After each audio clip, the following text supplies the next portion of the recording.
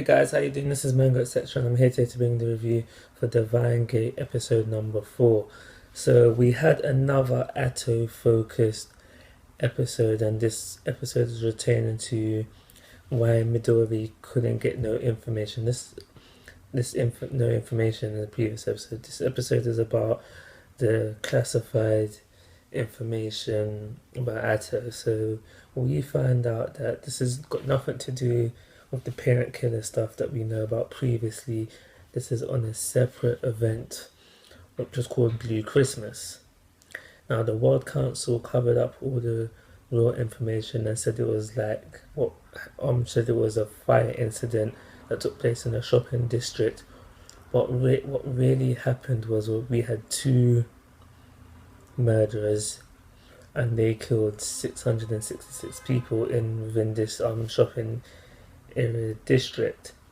So one of these murders is supposed to be Atto because the murderer was described to have blonde hair, blue eyes, and wielding a water sword. But there was no evidence to point this at Atto, so that's why he was never arrested for the incident. So within the episode as well, we got this guy from the Knights of the Round. His name was Brenor. I think that's how you pronounce his name, but he lost his father within the incident, so he's obsessed with this incident, trying to find out the truth. Was it really Atto who was involved? Because he obviously probably wants revenge. So within the episode, we got a fight, or somewhat of a fight, where we got to see drivers in the works again. So, well, it was fairly obvious from before, but we got Akane, his driver. He controls fire, and Midori, she controls wind. But during the fight, we have Atto and the blue stray cat, who is the person who told Midori how to bypass this security access thing. But yeah, at the end of the episode, Atto and this blue stray cat person, they're having a fight now, and it gets to a point where we basically find out that there's another Atto. So I'm like, okay, where's this going? There's another Atto. Yeah, so apparently there's another Atto. I don't understand where that's going, but in the midst of the fight,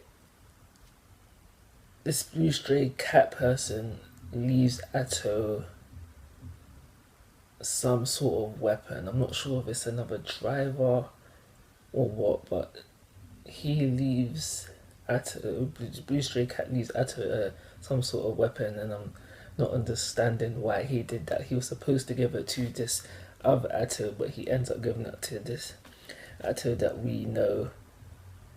I was gonna say and love, but he's starting to irritate me now. But yeah, so now Atto's got this personal slave / weapon thing for him now.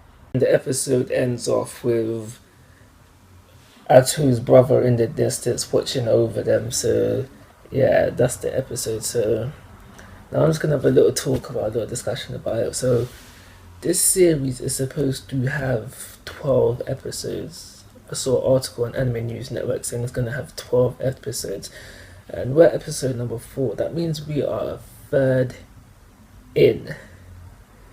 And I feel like we have made no headway to the main purpose of this anime. And now this anime is called Divine Gate.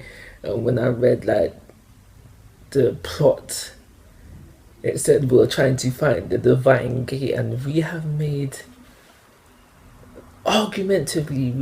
one step towards finding the Divine Gate, and we are a third in. Another problem I have is that it's too Atto focused.